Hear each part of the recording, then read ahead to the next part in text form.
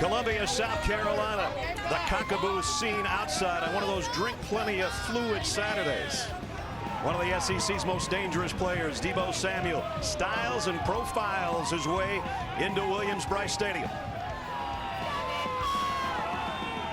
Two old friends, Kirby Smart, Georgia class of '98, and Will Muschamp, Georgia class of '94, put that friendship aside this afternoon in a huge SEC East battle. And with that, we welcome you to the Home Depot SEC on CBS. Number 24, South Carolina against the third-ranked Bulldogs of Georgia. It is one of those palmetto drooping days. It'll make your trees melt out there and wilt a little bit. It's going to feel like 100 by the time we kick off here at Williams-Brice Stadium. And we welcome you, everybody. 80,000 plus on hand. I'm Brad Nessler along with Gary Danielson. Partner, it's not very often in week 2 we can say this game is going to shape the entire conference, or at least the Eastern Division of it, but it probably will. You know, Ness, we all know this Georgia team is loaded, but if I'm South Carolina, pointing to this game, I'm healthy, I'm at home. It really counts too, because if you can knock off Georgia, it means you have to lose 2 to get ahead of them. I think it's a big game and an important game. Last year, Georgia rushed for over 240 yards. Their 2 lead dogs are playing tomorrow on CBS, as a matter of fact. It's not like the kennel's empty, though, Gary. Now, any team would miss these 2 guys. Chubb and Michelle were 2 leaders, as you say, and the offense went through them a year ago. But DeAndre Swift, as the season went along, more and more defensive coordinators were saying this number 7 is a game breaker, and he was as important to the Georgia offense down the stretch as the other 2 players. But they got Jake Fromm back, and a year ago, we all remember, they kind of played around Jake as he got better and better. He's a clutch football player, but at the end of the year, he was as important as anybody on the football team, and this year's team is built more to his liking, more speed, more receivers. And for Will Muschamp, he's got a Jake of his own, and he's pretty good. Yeah, they are similar, and not just their names. If you're going to ask me any 2 quarterbacks that are most the same in this league, I'd say Bentley plays the most like Jake Fromm. Got same style, both are great leaders, but to me, Fromm had the experience last year in the big games. This is the biggest game of Jake Bentley's career today. He's been pointing for it for 3 years, but you know what? He's got help this year in Deebo Samuel. A year ago, he was not healthy enough to play in this football game. They did not have the big plays, and they're going to need them against this defense. And the big play could come even in a kickoff return, because he's as good as there is at that thing. He had 6 touchdowns in just a little over 2 games a year ago. South Carolina ranked in the top 25 for the first time in 4 years. Here they come.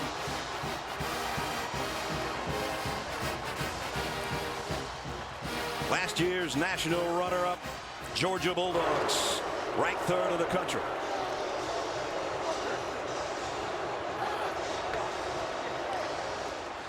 Just about set for the kick. Before we do, 3rd member of our team, Jamie Erdahl. Jamie? Brad, I'm lost in the madness. This will be the first time Jake Fromm quarterbacks a game from Columbia, South Carolina. Now, I asked him what he expects from this game environment. He said national championship-like loud. But that game was a little closer to Athens, and the fan ratio was a little more 50-50. Let's just say these Gamecock fans are getting ready to give Jake Fromm an earful to make sure he knows they have home field advantage. Jake in his 2nd year, 13-2 as a starter. This is the 71st meeting between the Bulldogs and the Gamecocks. They've split the last 8. Dates back to 1894.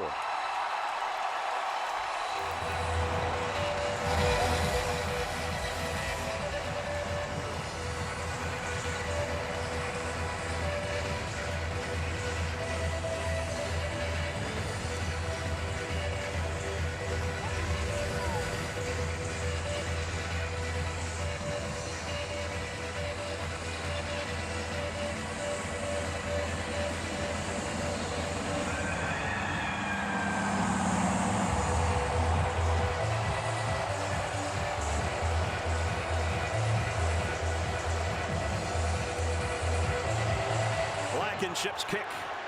Deebo Samuel's going to watch it sail over his head. 9 touchbacks in 9 kickoffs for Blankenship, and that will quiet the crowd at least momentarily. As we take a look at the Chick-fil-A starting lineups, and it all starts with number 19. Jake Bentley threw for 227 a year ago in this matchup and coming off a career-high game in the win over Coastal Carolina last week. 4 touchdowns for Jake a week ago. And they start from the 25-yard line. Well, they talked about running the ball. I don't think they're going to run it on this one. I don't think Jake's going to run it on first down. Unless it's one of those fly sweep things coming at you fast. Bentley scans the field, throws a dart complete out across the 30 to the 33.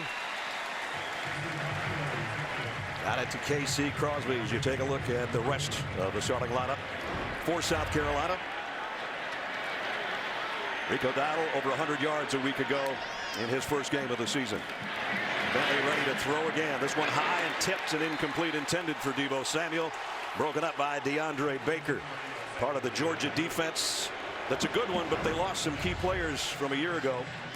Ledbetter, though, is going to have to lead the charge. Trenton Thompson and Geno Atkins now in the NFL. John Atkins, I should say. Bentley pumps once. Off his back foot. Incomplete. Just enough pressure. Flag. I don't know if the ball was catchable on the play. It could be an uncatchable ball, but you saw it sail. Let's see if there was holding on it. That's what Kirby is arguing for right there, Gary. He's doing it. He's saying it's uncatchable. Pass interference on the defense. Number 18. 15-yard penalty. First down. I got to say, I'm not going to make that call. He cut the receiver off. Uncatchable ball. I think that's one that is a break for South Carolina and keeps the chains moving. You'd have to be Shaquille O'Neal to catch that thing. And he was just forcing him out wide on that play. You're really taught to do it. I didn't think he armbarred him. Maybe something happened before we saw it. So a first down just outside the 47-yard line. Again, empty backfield for Jake Bentley.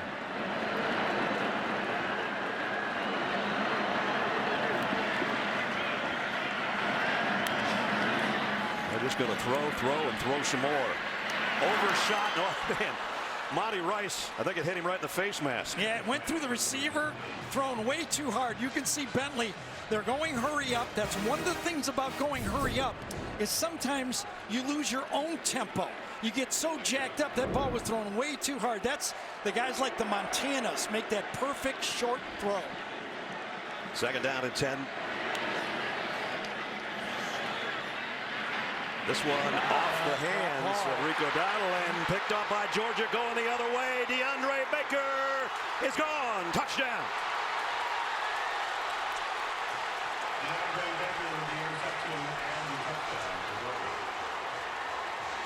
So you throw a strike, Rico Dowdle drops the ball, and it ends up being a touchdown the other way. You can't say that one was thrown too hard. When you're throwing the ball to the outside, you got to throw it. Remember, Dowdle's mostly a running back and could not handle it. 56 yards later, here's another look. The tip drill, and Baker down the sideline had a convoy. Nobody was going to get near him. You know, I thought he might have dropped the ball early, but Jawan Taylor, number 44, saw it as well, and he went over there and scooped it up for Georgia. Let's see if Baker didn't drop that ball before he crossed the line. It was really close. See? Ball's out. It's out. You're a great call, Gary, in the Chick-fil-A pylon cam. That thing's on the turf. You know who saw it was Jawan Taylor, number 44. If South Carolina would have jumped on that ball, it would have been their ball right there.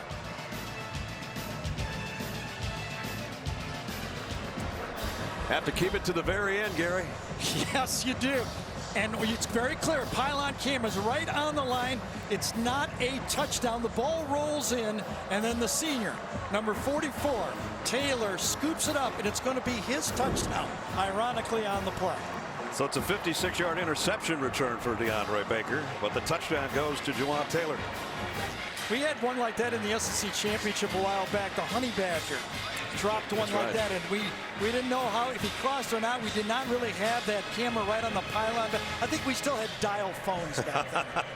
I had one at Oregon one year, and it was 99 yards the other way. I didn't see it until it was over. You know, that pass interference penalty turned out to, flipper everything around. It was a bad break. I mean, it's thrown right into and it bounces the one direction to Baker on the play.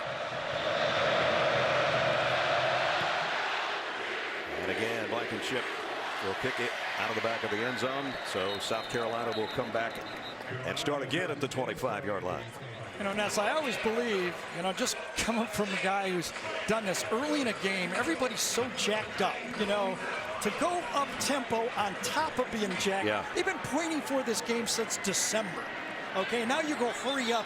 It just seemed like South Carolina never got their feet planted on the ground. They never ran it the first series. They do here, and Dowdle got close to 5 before he really got stood up by Richard LeCount.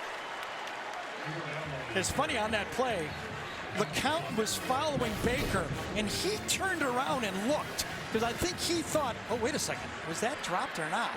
And he never turned back and got the ball. So now Rico gets it twice in a row, nothing doing this time. And it was Tyler Clark, the first contact, and got help from Michael Barnett. Well, one of the main question marks for this Georgia football team this year is, could they stop the run right at them? I mean, Roquan Smith, if you talk to coaches, a lot of people will tell you he might have been the best football player in all of college football last year. Right. You lost Atkins right up the middle of the year, Trenton Thompson up the middle. Could they be as stout in that inside triangle? That was the question. They were on that play. Bentley back to the air. Plenty of time. No pass rush this time. And again, Rico Dowdle dropped it. Whoa. He caught 11 balls all season last year. He's dropped 2 here in the first 3 minutes. Well, he struggled with injuries a year ago, too, when this team did not finish well. But that's, as you could see, even the offensive players, that was Dennis Daly, number 74, kind of saying, oh, my goodness, not again. So that was a 3 and out. Joseph Charlton, you look behind him, set the punt. Miko Hartman talking about what a great punt. return man is back deep, but he's going to have to fair catch this one. That one is a mile high. Can't do it any better than that. Man. Georgia will have their first offensive snap. Jake Fromm's got the comfort of a touchdown lead when we come back.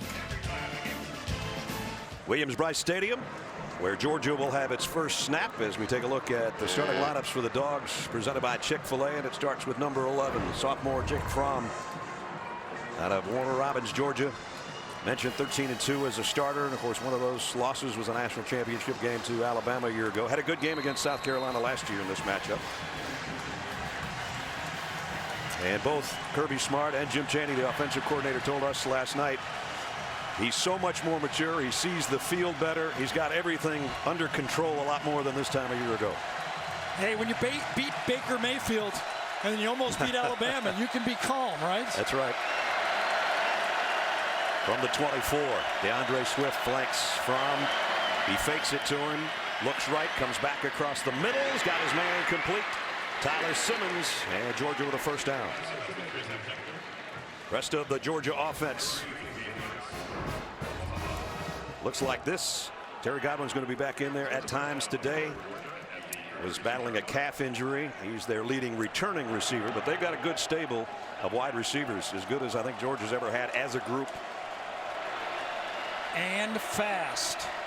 They set up in a wildcat, and now DeAndre Swift behind Fromm. A toss to him. And weaves his way for 2 or 3. That's about all. Defensively for South Carolina, Will Muschamp and Travaris Robinson, the defensive coordinator, said our guys inside have to hold up against the Georgia ground game, and that means Kinlaw and Keir Thomas. It's pick your poison with this offense for Georgia. They line up in a lot of 2 tight end formations. They run the ball at the edges with crackbacks, but with the speed they have now on the outside, boy, it'd be dangerous sinking your safeties in there to try to stop the run game. Speaking of the 2 tight ends, both Nauta and Werner are on the left side. A dual tight end set. Here's a quick throw out. Miko Hartman. You got great speed down the sideline, and hurdle job got him a few extra yards into South Carolina territory all the way down, and a flag flies in at the 30-yard line. Yeah, into the play. That's going to be 15 more yards. Great block by Riley Ridley right there, number 8, to really spring it. And Hardiman, probably the fastest player for this Georgia football team. He showed his speed right there. There's the late hit. It'll be T.J. Brunson. Late hit out of bounds, number 6. 15-yard penalty. First down. When Brunson started to throw this tackle, Hardiman was up in the air, and right there you got to pull off. Right there at the end, and he's very fortunate that that helmet didn't get a little lower. He could have been thrown out of the game. All right. So Georgia right back in the red zone, where they were 5 for 5 last week. Yeah, you hear the fans. I mean, they don't like it, but that might have been a legal hit in 1990, but not in 2018. They're calling those now. A 30-yard run, a 15-yard penalty, and Georgia's at the South Carolina 17. DeAndre Swift trying to get to the edge. He got there, and he's going for the touchdown. 17 yards, and Georgia scores again. I'll tell you what, the wide receivers for Georgia, there's so many of them. They know if they don't block, they don't play. Number 87, Tyler Simmons, he gets the key block on this one. Swift to the outside. You could barely see that Simmons had his guy, the corner, the outside contain on the ground. A beautiful play helped with a little bit of a late hit on the play, but Georgia's got it rolling. They got a lot of weapons. Blankenship for the point after. Up and good. In the early going. 11:50 remaining in the first quarter. DeAndre Swift, who had a touchdown last week, has got his second one of the season, capping a 76-yard drive in just 4 plays. 14-0 Bulldogs.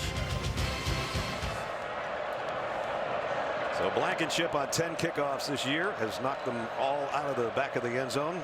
That takes away a weapon like Deebo Samuel. If he comes up short, you know Deebo's going to return one, and it might be not this time.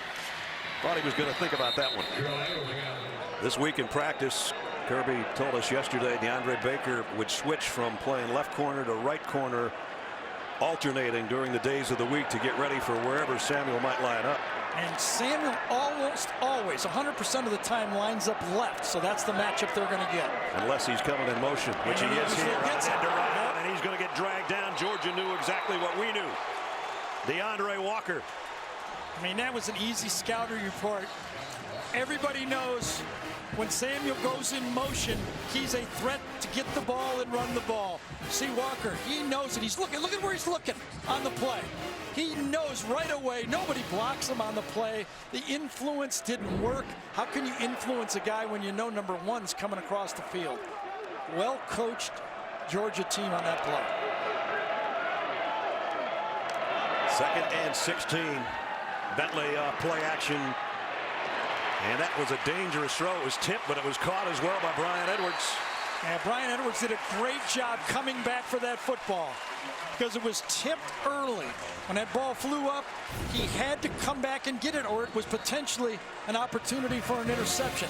He reads it, he comes back and gets it, but it's short for the first down. Still brings up 3rd and manageable. 3rd and 4. The throw is complete. It is a first down.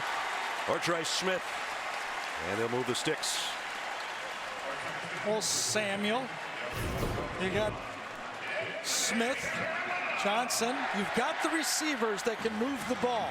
Can that offensive line, when they're in situations when they have to pass block, not RPOs, can they hold off that Georgia rush?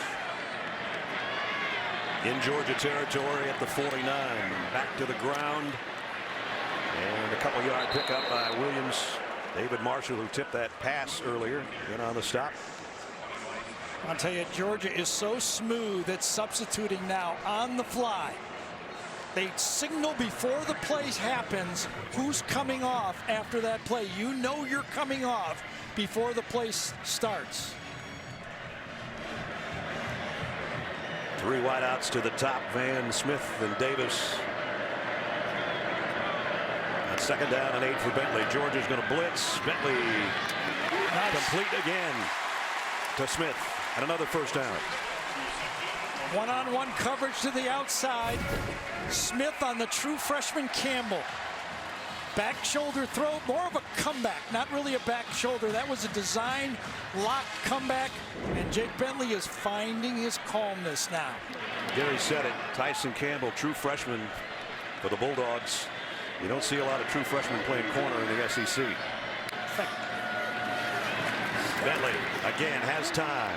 Fires out of bounds, incomplete, intended for Ortre Smith was the closest guy. You know, that's that mental clock, though, that Jake Bentley has had to learn as he's become more and more of a veteran in this league. Last year in one game against Texas A&M, he was sacked 7 times. Last time Georgia was here to play, he was sacked 5 times. He's learning. If it's not there, do not make a negative play. At least give me 2nd and 10. Deebo Samuel back in there. There's how they've mixed it so far. 2 runs, 5 passes in the last 3 minutes. I think we had a clock issue. Let's see if they've got it straightened out. Right now, Will Muschamp is going, I got to finish the drive here with points. Yep. I got to at least get 3 points on the board here.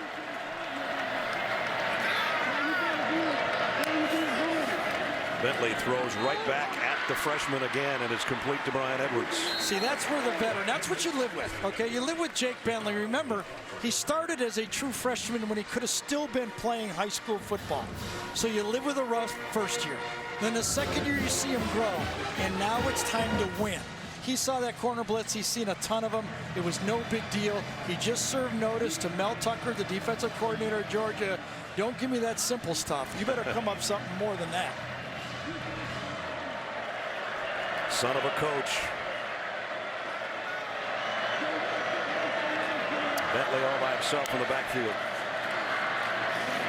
Jake's going to throw a short one to Edwards on a crossing route. Edwards got a first down inside the 20. Flag down, but he got it to the 15-yard line. That's what you see about the penalty.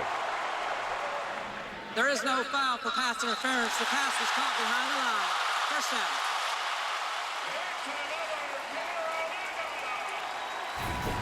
Georgia dials up a 5-man blitz coming around the corner. I think that's where they called the pass interference, but he comes right down the line of scrimmage.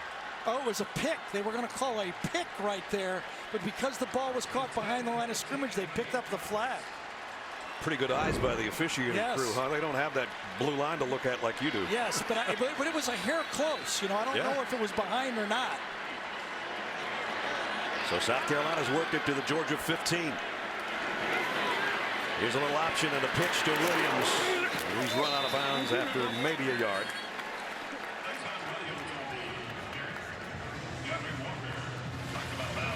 South Carolina's red zone. Last year they weren't very good.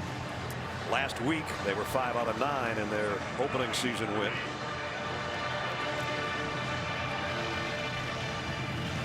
As Gary said, they've got to get points out of this drive. It's not a hard sell for Atlanta fans to know how important the red zone is right now. Oh, tell me about it. We're talking about the Falcons. That was brutal. Here's Samuel throwing to the end zone. Wide open. Brian Edwards. Touchdown, South Carolina.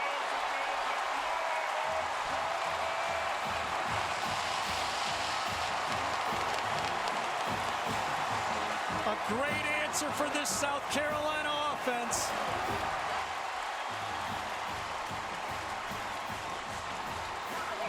We told you when Deebo Samuel comes in motion, it's either going to be an end around or something else. That time it was something else.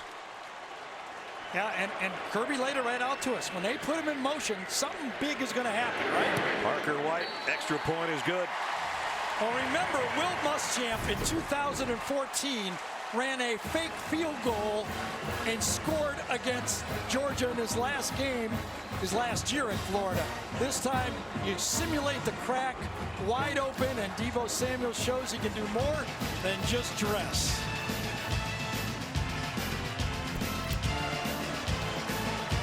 Parker White has got it teed up.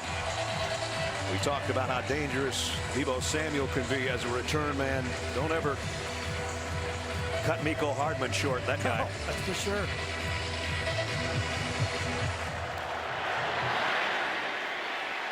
And Georgia will start at the 25.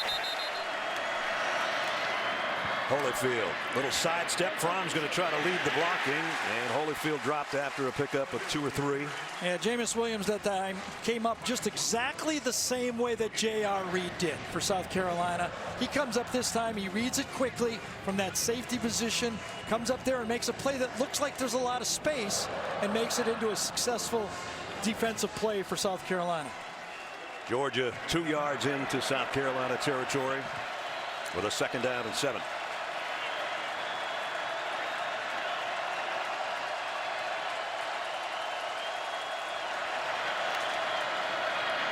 Holyfield off the left side. Elijah Holyfield's got a big gain inside the 35 to the 33.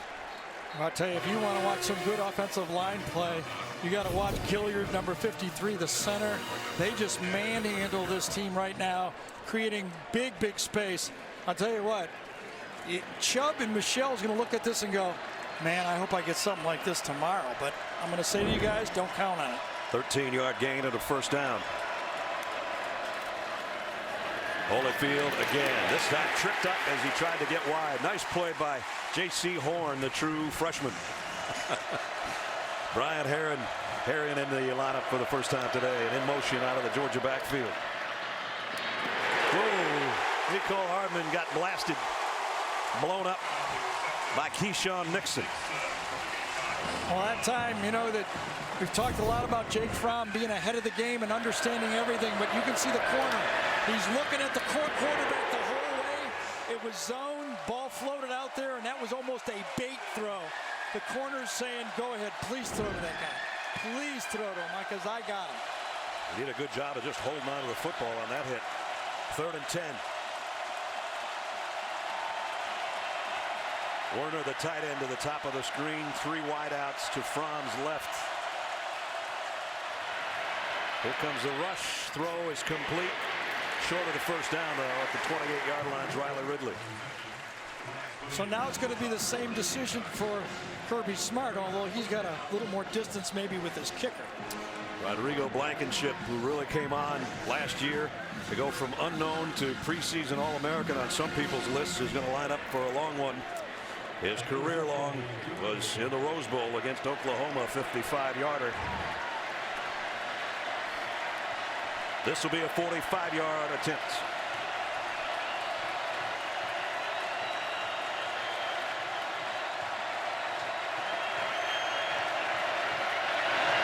Blankenship's kick on the way. Just tucked it inside the left upright. It's good.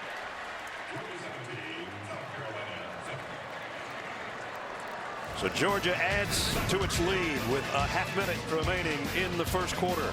Blankenship from 45. Georgia by 10. Rodrigo Blankenship set to kick off. Deebo Samuel hasn't been able to touch one of those kickoffs so far today.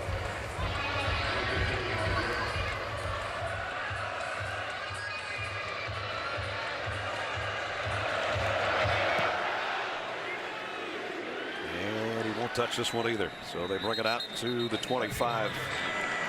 Rico Dowdle back behind him. He pumped once and now a streak down the sideline, almost intercepted again. Very close. LeCount was out of bounds. I think this was an RPO that was misread by Jake Bentley. He wanted to throw the quick hitch, but he got caught with a roll-up corner. Baker's in there. You see Deebo read it right. When you get the corner rolled up with the safety over the top, you've got to go long. He wanted to throw it. He double clutched it, and he's lucky he got away with it. Well, that was really close to being an interception, too. And Bentley wasn't ready for the ball. Now it's 3rd down. Jake's looking at his center as if to say, hey, I wasn't quite ready for this. Oh, yes. Yes, he was still looking around at that time. Remember the new center, Linnell Stanley, it's his 1st year playing center for this team. Been playing guard a lot. 1st year at center all through the spring and the fall. 17-7 at the end of 1. We'll return to Columbia after this message and a word from your local station.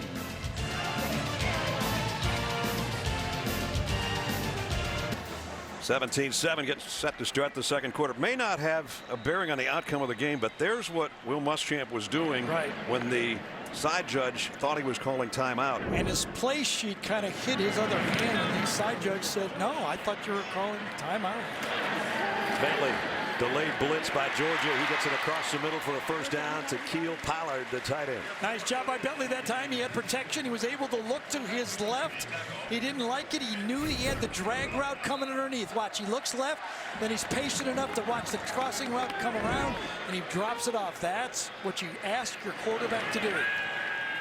This time on first down, a quick throw out. Donald makes the catch, breaks the tackle, and he's got another first down. So he dropped a couple in the first quarter. He holds on to that one, and they move the chains. That's the same play that bounced off his hands for a touchdown. A little more, comfortable throw into the stomach maybe for Donald, but, if you're going to go out for a pass, you got to catch him. That's part of the offense. Tyson Williams in the backfield now, and he'll get the carry off the left side, and Williams, a big opener, goes for 9 more, and South Carolina's got it moving right now. See, that's what I think. In that game, Garcia, Alshon Jeffrey were the big guys in the passing game, but Lattimore was able to make just enough runs. He ran the ball 23 times, Marcus Lattimore did, for 93 yards. There was nothing big, nothing huge, but just enough to keep the defense honest. Gamecocks in Bulldog territory to 49 with a 2nd and 1. They get the 1 and a few more for Williams. Tough run. And Marcus Lattimore is with the Will Muschamp staff here. He works with the players on off-field issues. I saw him out at practice when I was here. One of my favorite players ever for South Carolina. Totally. And his technique was the torpedo run. Get down low and make those first downs. Give him nothing to hit. All knees and shoulder pads to tackle. First down at the 44. Third first down of the drive for Bentley and company. Play action. Bentley comes up firing wide open on the run as Crosby, the tight end, collared down at the 26-yard line. What a beautifully designed play. If you can run the ball, you can play action the ball, and that's exactly what happened. It's just enough run. It's going to be hard to run the ball for 200 yards against these guys. But if you can give me 125 yards, because the last 2 games, they've been 50 or below. I think 62 yards and 50-some yards running against this Georgia defense. They need 75 to 125, I think. That pitch and catch was good for 18. Bentley rolling to throw. Wide open man is Shi Smith. Makes the catch and tiptoes out of bounds around the 6. You got a quarterback that you believe in, okay, and you think, I can let him throw because I trust he won't give me a bad play. Then as a coordinator, you can call anything in the offense. You see how nicely he put that ball right there. Nothing bad could have happened on that play. Picked up 7. 2nd and 3. Trip receivers down to the bottom portion of your screen. Well, they're going to bring 5 at least. Georgia brings 5. Bentley. Run out of time. He's going to go down. DeAndre Walker gets to it. Yeah, they pinched him that time. They brought 5. They challenged every offensive lineman. You're going to have to block one-on-one. 5 guys are coming. Watch the 5 offensive linemen have no help. Got to take him. Gets a little pressure. Nobody wide open in the end zone. Got to throw that one away maybe. But there it is, 2nd down. 3rd down, excuse me. 3rd and 6.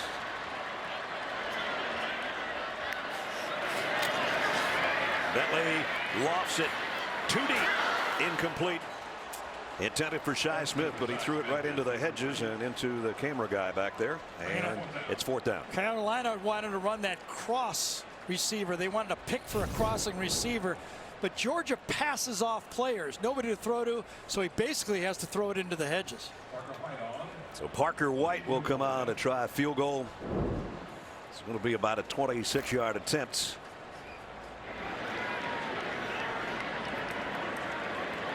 Field goal percentage was not great a year ago. He was 14 of 25 last year. This one should be a chip shot for him. And up and good. So a good looking drive stalls, but still it gets South Carolina back to within a touchdown. 17-10 Georgia with just under 6 to go in the half. Georgia's lead cuts to a touchdown, 17-10, just under 6 to go in the half. So we check in with Jamie. Brad, heat index on the field up and around 100 degrees. I don't care how much time you've spent practicing in these conditions, it is hot. Now the biggest difference between the two sidelines, Georgia travels with these oxygen tanks that have been at every road game since Kirby Smart became head coach. South Carolina does not have them. Secondly, this sideline for Georgia is just getting blasted by the sun. As the sun moves off the stadium, South Carolina gets a nice shade, but you just get roasted on this sideline for Georgia. No doubt, that's an advantage for the home team. They always try to pull that off. Yeah, it's, as we talked about the plays, 38-19 is starting to add up. Parker White, who just capped off a 71-yard 14-play drive with his field goal, set to kick. Nico Hardman watches it go and brings it out to the 25-yard line. So that's an empty backfield. Jake Fromm from the 33. Throws complete to Nada, the tight end, who might have a first down. It was very close, maybe a little bit shy. And down to 32 seconds. Kirby took a timeout. So they have one remaining. Georgia with one timeout remaining. You see the line that would be Rodrigo Blankenship's length of his longest field goal. So even though Georgia completed that pass, that was a win for South Carolina because it wasn't for a first down and forced a call of a timeout by Georgia. So they're about 20 yards away from field goal range right now. Nico Hardman in motion. Fromm, late pressure, but he got it away and he got it complete to Riley Ridley. And Ridley steps out of bounds. That stops things with 26 seconds. Got to give credit to this offensive line for Georgia. You know, they're big and strong. They're known as run blockers. They featured last year with a young quarterback a lot of RPOs where they weren't asked to pass block a lot in situations. It looks like they're much improved in that area. Just outside the Gamecock 45-yard line.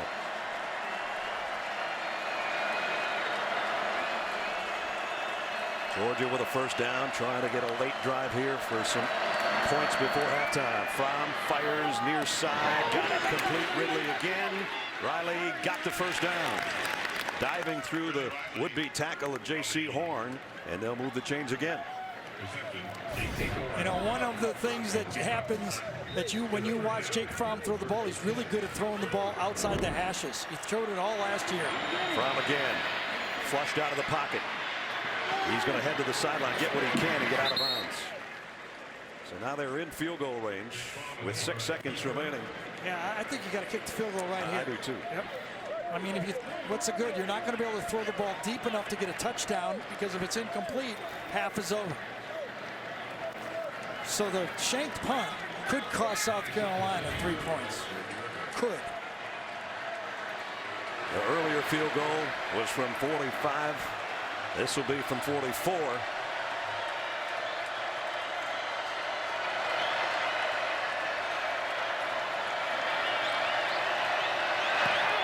Kick on the way. Perfect. Boy, that was good from 60. Georgia gets a late field goal. Nice looking drive when they didn't have a lot to work with, but they end up with a field goal, and it stretches their lead back to 10 at intermission.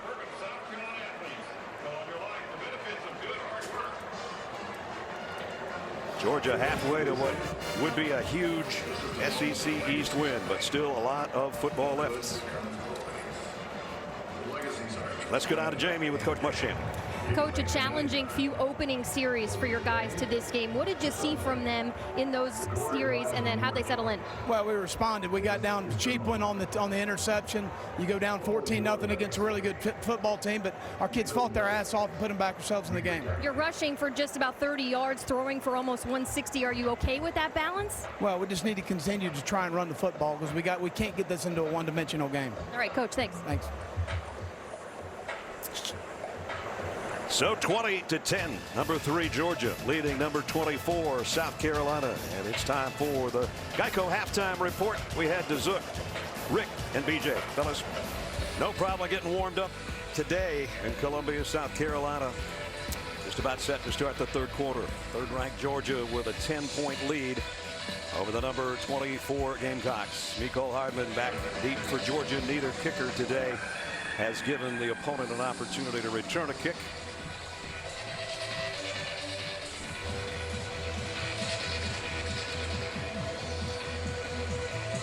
As they do in the beginning of the game, the fans all wound up. Kick again will be a touchback, and it'll come out to the 25-yard line. Welcome back, everybody. Brad Nessler and Gary Danielson. Jamie's down on the sideline. Partner, South Carolina last year was the closest SEC East opponent, keeping it close enough for Georgia to have a chance to win. They're close enough here, too. All right, so here's what I think they got to take out. The last big game in the bowl game, they were down 19-3 to Michigan in the middle of the third quarter. They came back. In this game, they got to look at the fact they ran 46 plays against Georgia. That's on pace to be a 92 play. Can they find a way, though? To me, big part of this is neither team's willing to really, to me, give up a play. No big plays. They're not going deep and stretching the field at all vertically. Georgia on the ground. DeAndre Swift. Swift's got a first down on the first carry of the third quarter. Good for about 13. Jamie talked to Will going to the locker room and talked to Kirby coming out. Jamie? Kirby, it's as if he drew it up that way, come out of the half. He said, we got to get back to the run game. In terms of South Carolina's run game, he's happy that he's been able to condense catches for Deebo Samuel with just 4, but not happy about the total 160 yards passing for South Carolina. Also, those 4 penalties they had in the first half. He said, of course, never happy about penalties, but I'm happy with how aggressive we're playing. So, and also DeAndre Walker defensively, he should be able to come back in. On first down, DeAndre Swift maybe got 2. Take a look at the trends from the first half. Jake Fromm only 79 yards passing, including an interception. He did have his best drive on that final drive. Bentley, as Gary pointed out, 31 passes in a half. And Deebo Samuel's been held in check with the exception of an end around that he threw a touchdown pass to Brian Edwards. That's the only touchdown for South Carolina so far. Elijah Holyfield with Fromm now in the Georgia backfield. Fromm throws complete. Riley Ridley again and another first down. As he points forward.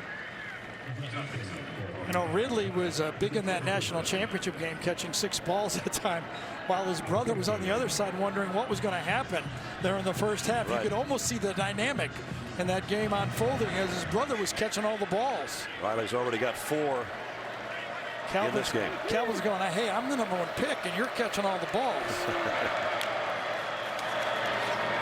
Holyfield powers his way up the middle, close to another first down. Behind Cade Mays, the freshman number 77, helped him up. Sure did. He cut off the defensive end, trying to go right across his face. Cuts him off, goes low on the play, gets the block, and then bounces it out for a good run. Good enough to move the chains. Now Fromm comes up slinging out to Hardman. Mecole Hardman inside the 35. That's probably the 3rd, maybe 4th RPO they've run in the game. You know, that's the one where Jake Fromm has that opportunity. He almost got that one picked off. We saw it earlier. But this time the offensive line is blocking run to the left, and he's got the option of throwing the screen to the right. Georgia going a little tempo here. Now they go right back the other way. And again, it's Hardman down the sideline. Broke free. And he's gone. Touchdown. Stephen Montag thought he had him. Mecole had different ideas. 34 yards and a touchdown. He misjudged Hardman's speed. Got the good block by Tyler Simmons, number 87. We've been talking about that. How those receivers for Georgia have been willing blockers. Watch there. And then when you take the wrong angle on Hardman, you're going to miss. Wrong angle, come inside just a bit too much, and Montag has no chance to make that tackle. Trying to hold on desperately to that jersey, but he broke free. And so the opening march didn't take very long for Georgia to go 75 yards in 6 plays. Blankenship's delayed extra point is up and good. So what an opening drive for Georgia. What a way to come out of the locker room. Watch Montag come up and then kind of round it off. He has to come across, anticipate taking away the big play. Comes up and then he rounds it. He's beat. Hardman's too fast for him, misjudges the speed, and it's a touchdown. Right down the sideline, right towards you with pylon cam goes the man of the hour. 27-10, Mecole Hardman. You've got a lot of playmakers around you. All you have to do is be efficient. And Jake Fromm was on that drive. He's now 12 out of 15, 129 yards, including that touchdown a couple minutes ago. Yeah, and smart. Remember, he's got the option. He could have handed that ball off, and on both plays, you know, made the right choice. Made the right choice both times. Easy throws and get it to your good players you talked about. I mean, that's really been the formula for Georgia. Last year for Fromm, Notre Dame he threw 29 passes. Auburn in that loss 28. In the Rose Bowl 29, and the national championship 32 in an overtime game. So both of them go overtime. Rose Bowl and so, you know, his sweet spot is 24, 25 passes. Last year against South Carolina, 22 passes, 16 completions, and 2 touchdowns. Again, a touchback, bring it out to the 25. Well, now Jacob Bentley has to do what Jake Fromm did. As you see, DeAndre Walker is back in the game, number 15. That is good news for Georgia fans. Not good news for that guy, but he has to produce some points here. Again, a tip ball. And it was Tyler Clark. When you throw short, again, you got to throw in lanes. Now watch the snap. Well, yeah, it was low again. Absolutely. Well, this time, Gary, he actually looked at Donnell Stanley and said, dude, quit putting him down by my ankles. Yep. You know, I think it was a bit of a play action pass. I think it was an RPO, to tell you the truth. When you've got guys run blocking, there's no way to get any push in that defensive line. That's on you as a quarterback. Pump fake one way, Bentley down the middle, complete to Samuel. He's short of the first down as he's run down and dragged back by Richard LeCount and company. You know, when you've designed an offense to go fast, one of the things you have to do is have your receivers line up to the left and to the right. So Georgia always knows where Deebo Samuel's going. They always know. They don't even have to look at it. He's always going to line up to the defense's right, to the offense's left. Now, you know, if I'm designing an offense for him, I want to move him all over. Yeah. I want the other team not to know where he's going to line up when they break the huddle. Of course, they don't huddle, but that's part of it. He's lined up to the bottom of your screen right now. 3rd down and 2. Bentley again down the middle, but broken up in and out of the hands of the intended receiver. KC Crosby couldn't hold it. Yeah, Taylor and Patrick were both there, bracketed in the middle. Got to be able to pitch and catch it, but they closed on it. Patrick closed on that one fast. That had to be in there and a perfect low throw to complete it. So Georgia got exactly what they needed on their opening possession of the 3rd quarter, a touchdown. South Carolina didn't get anything that they wanted. They've got to kick it away. Charlton hangs this one up high. Fair catch called for by Crumpton, made around the 25-yard line. So just that quickly, Georgia's got the football back. 11:55 remaining 3rd quarter. The Dogs by 17. Tube in the Saluda River would be a good place to be if you weren't at the football game. It's a lot cooler out there than it is right here. Our aerial coverage sponsored by State Farm, here to help life go right. Georgia with a 17-point lead right now. The Georgia quarterbacks were both warming up over there, throwing to each other. Jake, the sophomore, had somebody catching the passes. Justin Fields, the freshman, was catching them himself. Jake will stay in a quarterback right here. If there's an opportunity, Jim Chaney said, I'd love to see the kid get on the field, meaning Justin Fields, but it would have to be a comfortable situation. Kirby Smart told us the plan is there is no plan. The plan for now is to leave it in the hands of Jake Fromm. And DeAndre Swift dropped for a loss of a couple. Well, the talent of a Justin Fields to even be in the conversation with what Jake Fromm did last year is because he's been called by some a transformer quarterback. He's one of those guys that just doesn't come around that many times, and he's got to play. We asked Kirby every which way possible last night, didn't we? And he goes, he's a good player and he's gonna play. Yep. Fromm throws the out again, complete, broken tackle. Jeremiah Holloman. Holloman bangs off his own guy, and he's got a 1st down, and he's still standing. You know, I would not call it a controversy here at Georgia. It's a situation, though. I mean, you got 2 great players. One guy doesn't make many mistakes at all, just led you a national championship and 1 play from the national championship to win. And you got another guy who was the #1 quarterback in the country coming into, and there's only 1 year of separation here. This isn't like, you have at Clemson where Trevor Lawrence and Kelly Bryant have 3 years separation. Right. Clemson, a huge game at A&M tonight. Lawrence threw 3 touchdown passes for him last week. On first down, Ryan Harrion maybe got a yard. Jim Chaney, we kid him about, did you ever have a decent quarterback when you were coaching like at Purdue maybe? Yep. And they're very similar. You know, I mean, listen, Jake is going to have to go a long way to get the passing touch that Drew Brees has earned, but same type of guys. Know exactly Jim Chaney on the left right there. We've gone way back with him. We did those games. We sure did. Drew Brees. We did some games where Drew was thrown at 65 times. I feel like Drew's changed. You and I have changed, and Chaney has not. Good point. Arian dragged down after a short gain again. Brings up another third down here. Well, again, remember when South Carolina went down 14-0, they got the ball back and made it a game. They got to get the ball back and get some points on the board and make it a game for the fourth quarter. They need to stop right here. Totally. One more touchdown and it is a comfortable game to put anybody in at quarterback. Third down and 5. Fromm. Deep ball this time and overshot a wide open Harrion. It's because he took the momentum from the running back Harrion that time, and that's why it was overthrown. Remember when we said earlier in the game there was a holding that Sherrod Green got away with? Well, this time he does not get away with it.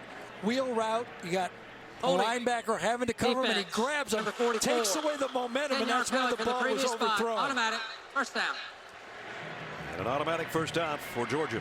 Remember, you made the point earlier that that was a good penalty. That was a good penalty because that's a touchdown if he doesn't grab him. But he did get away with one just like that earlier in the game. Harrion stays in there. Have yet to see James Cook, who is capable of playing down the second half. I haven't seen much of Demetrius Robinson either, have we? No. Had a 72-yard touchdown and then end around the first time he touched it in a Georgia uniform last week. First down at the Gamecock 47. Elijah Holyfield flanks Jake Fromm. He wants to throw again. Deep on the sideline. This time he's got Hardman again. Almost took it the distance again. I mean, the definition of bust might be right there. There's nobody there. They blitz from the slot. There's no one back there. Here's the safety way over here to the right. And you get a slide. Couldn't get my telestrator to work right then. They're going to hurry up on the play, but there's no one there to cover the player. Now they go to the ground. Elijah Holyfield, a stiff arm, heading to the end zone. Touchdown, Georgia. Elijah Holyfield, as he did a week ago with a touchdown romp. And Georgia now stretches it to 33-10 with the extra point coming up. Well, it's hard enough to cover these Georgia receivers when you cover them. When you don't cover them, that's what happens. That's points on the board.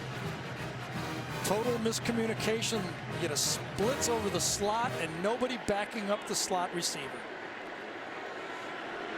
You can tell by the faces of the Gamecock fans this is not going how they'd hoped here in the third quarter. Blankenship in for the point after.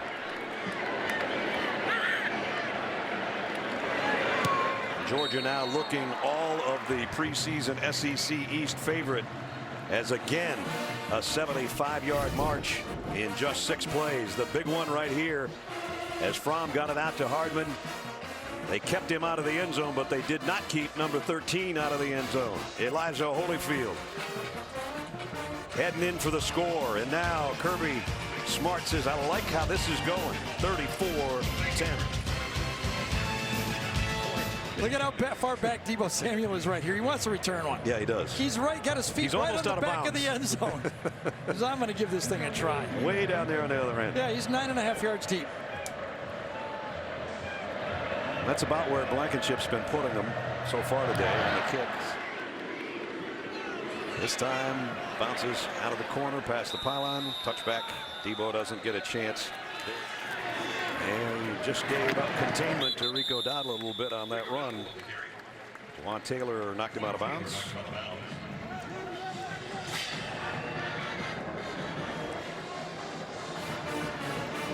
Got it out to the 31-yard line, though. Second down and 4. South Carolina's got to get something out of this drive. I mean, we're under 9 minutes. I said that the last two. I was going to let you say it, and you did this time.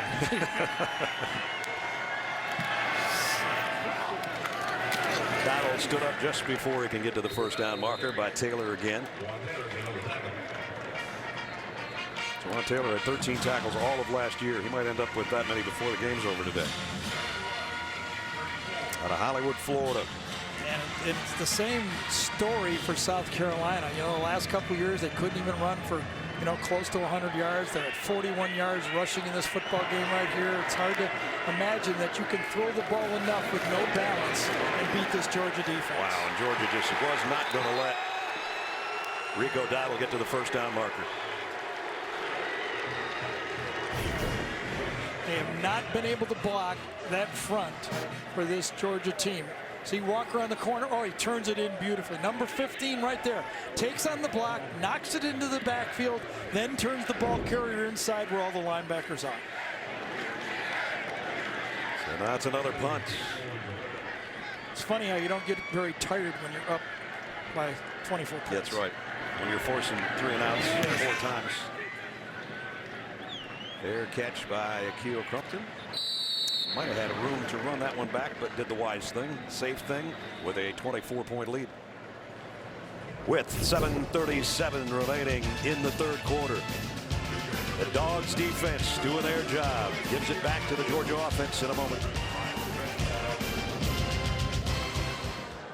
Georgia 34-10. Halfway through the third quarter as we check in with Jamie.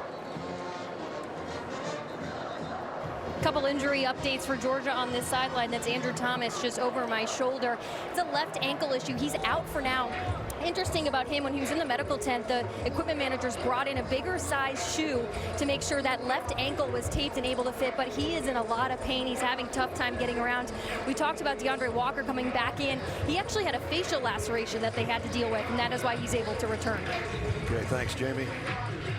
With Andrew Thomas, you need a bigger tent, much less a bigger shoe. Right. It's hard to imagine that you carry that many big shoes extra like that, right? From the 14-yard line, still Jake Fromm at the controls. DeAndre Swift for about 3 or 4 up the middle. DeAndre kind of putting together a pretty good game now. It's 10th carry for 55 yards. Hasn't had any big ones, but he's been very efficient when he's handled it. But just think about this. If you're Will Muschamp, I mean, you pointed for this football game. You know, you have told your team we were not healthy versus these guys last year. We're ready for this team. We've got a veteran quarterback. We've got our playmakers back. And it looks like this. And the problem is, as Hardman, who's made the big plays for Georgia, gets another first down. The problem is the beginning of the first half, the beginning of the second half, Georgia in a span of about maybe a total of 9 minutes put up 28 points, you know, 14 and 14. Remember right at the end of the half, and I was saying, will South Carolina really try to score here? They got to go 90 yards. The one thing I didn't want to do is give Georgia the ball back. Okay, now they made enough first downs, but the shanked punt was the big one. Yep. Then they get the ball back at the end of the second half. They started the second half, and they go down and score again. 10 points. They got the 3-point field goal from Blankenship right before the break and haven't slowed down since. And Brian Harrion blasts his way out close to another first down. I was reading about Georgia. I remember a while back when Kirby got here to Georgia, he used to worry about, he'd get to that 70-man travel squad and think like, well, I got 65 guys I want to take. Where am I going to get the last 5 guys? This week he was going, whoa, I got about 75 guys I want to take. Who's the 5 that don't get to come? That 10-man difference is how you build a squad. There's a run blitz by South Carolina. It really doesn't pay off for him as Harrion just keeps dragging guys and still out to close to another first down. Boy, just kept the wheels churning, didn't he? Those big hogs up front, big block inside by your center, Gilliard. All I see, then everybody gets in it, as you said. But Gilliard just seems to be able to handle. If you're a center and you've got a nose tackle and you can get a stalemate up there, that's a win for a center. Good tough run by Harrion. Got 9. And now Elijah Holyfield, who scored the last time he touched it, back in there on 2nd down and 1.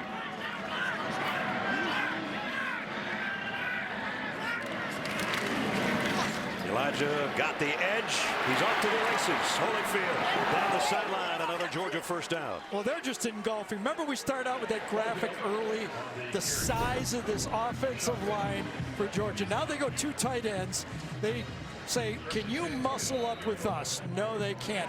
Nice block to the outside by the newcomer. Coming into the football game and makes the play. Cade Mays, number 77, in at left tackle, just stymies his guy, and they get outside left. Holyfield picks up a big chunk. It's first down at the 29. Back to him again. Bounced off one guy and picks up 6 yards again. I talked to Elijah a little bit last night. Walked up and was going to introduce myself. And he said, yes, sir, Elijah Holyfield. And he shook my hand, and I said, you know what? I shook your daddy's hand when he was about 19 years old. It feels exactly the same. Well, and if you talk to the Georgia defenders from spring football and fall football, nobody wants to tackle Holyfield. No. He's a monster in the weight room, and he's hungry for carries. And there's a lot of good backs on this football team. Some of them aren't even playing right now. Of course, Elijah's dad, Evander Holyfield, a 3-time heavyweight champion of the world. DeAndre Swift back in there, and he goes for the first down run. Let's check in with Jamie. Well, Brad, this much we learned about Jake Fromm this offseason. He is going to stay true to who he is. And Kirby Smart told us he's a country boy. He likes fishing. He likes hunting. He likes lake life. Well, that got him into some trouble this season. May, he got a fishing lure stuck in his leg. Kirby doesn't care. He's had friends that happened to. In July, though, that broken hand, the non-throwing hand during a wakeboarding accident, he was on the boat, so he tried his best not to get into trouble. He's all good now, but hey, you can't take the country out of the boy. No, that's what he loves to do when he's not playing football. He's either fishing or hunting. Got a hamburger named after him in his hometown. Hey, if you have a lure stuck in your leg, that deserves to get a big shot. It does, yeah. Not a lot of guys can say that. Kirby was, as Jamie said, he wasn't crazy about the wakeboard thing because that broke a bone in his non-throwing hand, but he's an outdoorsman, no doubt about it. A couple good country boys, you know, Terry Bradshaw, Burt Jones, Brett Favre. Good ones, right? yeah. And look at those numbers now. The exception of the interception, almost perfect. Ryan Harrion back in at tailback. They just keep rotating those 3 guys at the tailback spot, and it's Harrion straight up the middle and in the end zone. Touchdown, Georgia. 19 yards straight up the gut. Well, he's the best center in the SEC. Lamont Gilliard, number 53, led this offensive line a year ago when they ran the ball. Watch again how you can block when you can take that nose tackle and get that crease. Just stuff them. Anybody can run the ball up the middle like that. Actually, 15-yard touchdown for Harrion, as Georgia now comfortably in control in this game with 18 minutes left. Ben Cleveland came by with his left hand and helped a little bit, and that was mostly good. Extra point up and good. Well, if you had any questions about how good are the Dogs, the number 3 team in the country, serving notice, aren't they? I think so. Georgia 3 possessions this half, 3 touchdowns, and now a 31-point lead with 3 to go in the third quarter.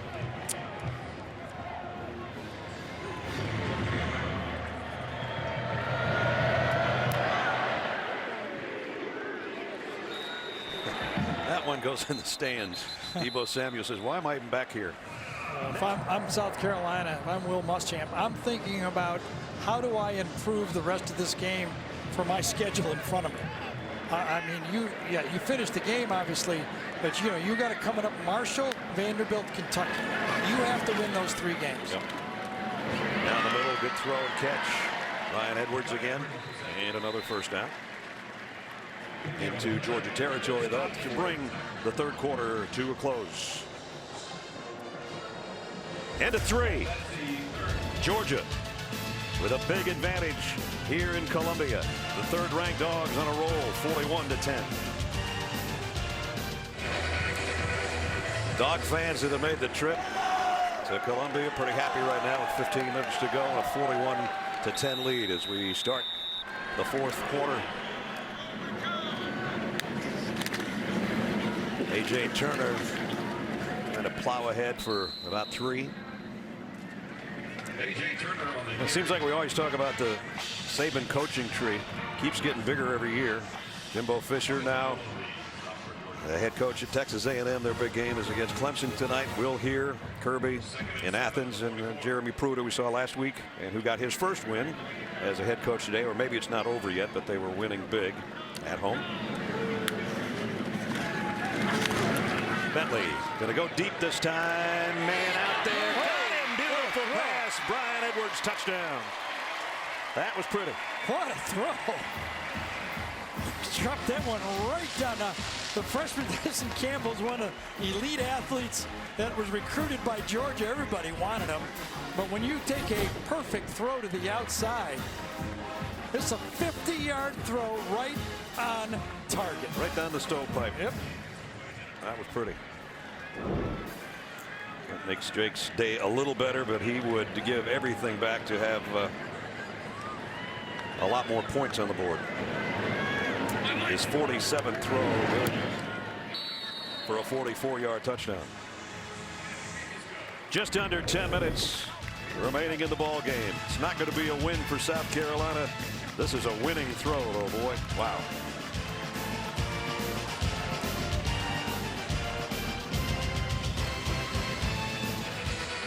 Look back through the day from our Chick-fil-A pylon cam. Some of the great moments. That one was a beauty. Ended up being a 1-yard fumble recovery touchdown.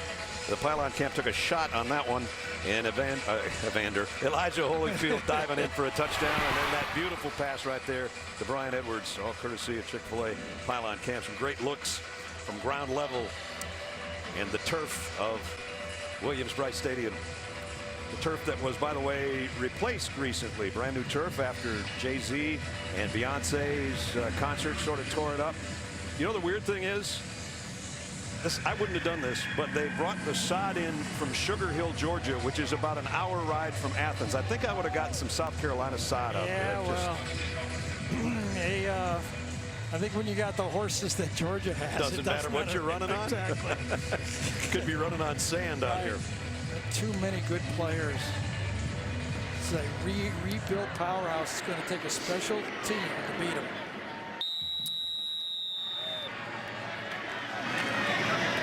Here he is again, carrying the ball in his right arm there, going to the left side, but I guess he's comfortable with that. Got a nice push from the offensive line. That's one of the things, but Gary's talked about it. Yes. The offensive line today has been really strong. Well, watch the pass off again. Inside, you got to have a little help, and the center comes around and makes the block. You get it, little help from the guard, fits it late in the play. Trey Hill, another freshman, that is beautiful technique inside with your second group. Yep, that's the thing I was just going to mention. Getting the second guys some work, especially on a day this hot, so those starters. Well, that's Kendall Baker next to him. He was a full-time starter last year for Georgia, and he's with the second group now. And they almost ripped that ball out of there. He's obviously right-handed, but he's got to learn to move that ball around a little bit. It is interesting for Georgia this year. I mean, obviously they got a good football team. We'll talk about South Carolina's schedule. But as you look at, they tee it up, trying to make another run at the SEC championship and make the playoffs. In the even years, they only play 3 true SEC home games. You know, they got the inter-squad game, basically. You play the intersectional game with Florida in a neutral field, and then you have 4 road games. So you only get 3 true home games in the SEC. Fields throws on the run. Nice pass, complete out to Trey Blunt. Here's Georgia's schedule. You know, and I mean, you know, you go at, as we said, Brad Message, Drew Lock, a guy that can throw the ball around and challenge people. Tennessee and Vanderbilt, if you're going to choose teams to play at home, I think I can beat those teams. You know, if you're a Georgia player. At LSU, but this year, differently, they get Auburn at home from a year ago. That's right. And then Georgia Tech to wrap up. Georgia Tech lost to South Florida today. And you and I have talked about this endlessly, it seems like, since we got back together. But Georgia doesn't have a lot of room for error because as you looked at that schedule, you know, UMass, Austin Peay, and Middle Tennessee State at the end of the season is not going to wow the selection committee. The happiest school in the SEC from that first week was Georgia. When they went 13-1, that helped Georgia immensely. If they get in there, you know, I mean, it's too far to go, you know, undefeated versus undefeated yet. we'll beat that into the ground in a month from now. But, you know, 4, if you're going to try to put 2 in, and I think it's highly unlikely unless both of them are undefeated, that first week helped Georgia. Cook straight up the middle this time. Now, South Carolina has, you know, as Will tries to rebuild this program, they've got a little bit different. You know, every game they play, it's a challenge. I mean, they're the only school in the SEC that have 2 road games back-to-back. In September, the 22nd and 29th. Then in November again. Yep, against Ole Miss in Florida. So for them to get to last year, when they, you know, won the 9 games, they won their close games. They had turnovers in their favor, and are, you know, at Death Valley at the end. Death Valley at the end. Yeah. How do they get as many wins as last year? It's going to be a challenge for them. They're down at 4. Georgia just keeping it on the ground. Cook broke 1 tackle, trying to get to the edge with a stiff arm, and he dives forward. He's going to be about a yard, not much shy, yard and a half, maybe just a yard. Yeah, and they won't punt. They'll just go for it. Give the team another rep. Kirby just clapped over there to his offense and said, yep, let's go.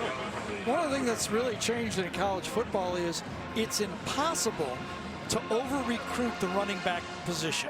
All the great running backs don't care if they're first, second, or third string. They looked at what happened at Alabama, where all those players were stacked. They all went into the NFL. They don't want a lot of carries. You got all the tread on your tires when you get to the pros. Cook, that last little bit of effort got him the first down. Boy, he would have got coached on Sunday or Monday with that jitterbugging in the hole right there if he hadn't gone forward. Yes. Watch this cut there, and then he slips and stumbles, and he's very fortunate he went across that line, or he'd have been coached up. He goes out. Prather Hudson comes back in.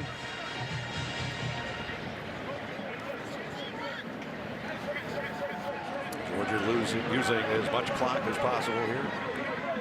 You put all that into your opening game if you're South Carolina. Huge game for your fan base, for your players. It's been sold for 4 months, and then this happens. Georgia runs it up the middle as we take a look at the GMC game changer in this one. And he's been a game changer. Nicole Hardman, probably the fastest guy on Georgia's team. The hurdle is a penalty after that, which made it an even bigger play than out in the flat. You think you got him, you got a hold of the jersey, and said, nah, I don't think so. And Nicole ended up with a 6-catch day for 103 yards and a touchdown. He is a big-time weapon. Hudson stays in there at the tailback spot. Everybody getting a little bit of action today, which is great for morale, especially on a team. You go home and say, I got to play. Sure did. Remember one of the storylines in the offseason, Brad, you're from Atlanta, is Demetrius Robinson's transfer to Georgia. He was the #1 recruit in the state of Georgia in 2014. Went out to Cal, freshman All-American, came back eligible, tremendous skill, tremendous speed. He was the #1 recruit in the state of Georgia that year. You know who was the #2? No. Nico Hardman. Wow. Pretty good company. Yeah. Yes. Well, he caught 50 balls as a freshman out of Cal. 9 of them were touchdowns. And then just played a couple of games before getting hurt last year. So a medical redshirt and then the transfer. He's from basically south of Savannah. One of the biggest changes in college football now is, you know, coaches always used to recruit in the offseason. And then when you get them, you can stop recruiting. But now, even when they leave and don't come, you got to just keep on recruiting them. Yeah. Just recruit, recruit, recruit. There are 8 players that are playing for Georgia, and some big names: Justin Fields, you know, Demetrius Robinson, Monty Rice. Okay, that all committed to go other places and end up back at Georgia. You never lose their number. And even if they go someplace else and play, you never lose their number. Yep.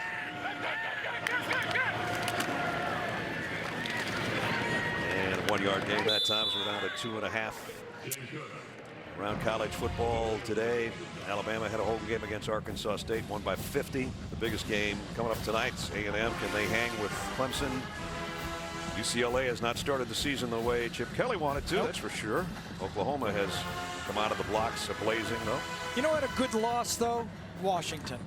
Yeah. You know, and I think they were rewarded. And I think the committee will reward them at the end. If they go and run the table and they win the Pac-12, I think they will not hold that loss against them at all. Because it was almost a home game for Auburn in Atlanta. And they held in there. I mean, it was a good football game. Down to the very end, in fact.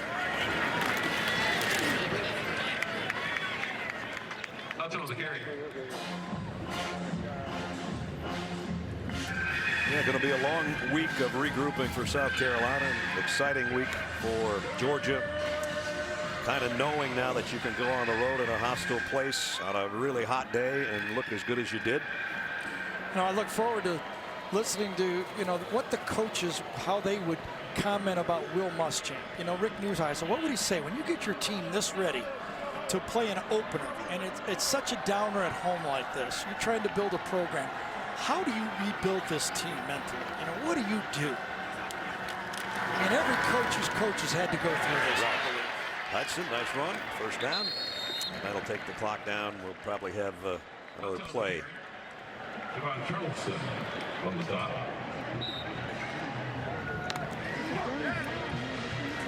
So Justin Fields for the second week in a row getting some work after Jake Fromm was almost spotless. And for the third year in a row, South Carolina could not run the ball against Georgia. And so for the fourth year in a row, Georgia's going to win this matchup as they get the victory set here. And Georgia will head home back to Athens, 41-17 win. Fields takes a knee, and that should just about do it. Kirby Smart going over to meet his old friend. They've even vacationed together a lot in the past. He said it used to be easier. We were both assistants. It's hard to go against a good friend. And today he had the better team by quite a bit. 41-17. Third-ranked Georgia goes to 2-0.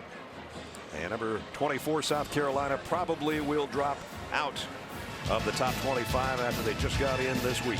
For Gary Danielson and Jamie Erdahl, I'm Brad Nessler saying so long from Columbia. Final score, Dogs 41, Gamecocks 17. A happy Georgia team will head back to Athens with a 2-0 record and a number 3 ranking very secure. College football postgame show is up next after these messages. So long from Columbia.